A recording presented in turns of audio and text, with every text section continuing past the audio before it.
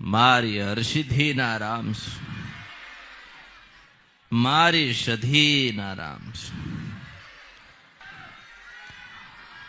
ભક્તિ કરીને સુખી થાવ એવા આશીર્વાદ.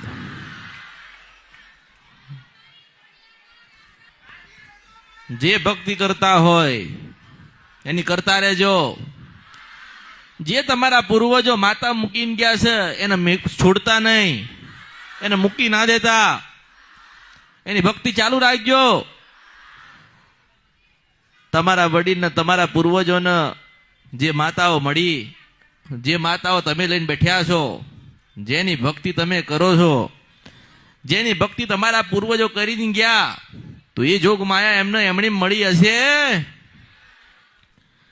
એ માતાઓ એમની દર્શન નહીં દેતી હોય, માતાઓ એમને રસ્તા મળી હશે નહીં. એમને ભક્તિ કરી હશે, ભૂખા રહ્યા હશે, તપ કર્યું હશે, ભજન કર્યું હશે, સતના માર્ગે ચાલ્યા હશે, ત્યારે એમનું કલ્યાણ થયું હતું.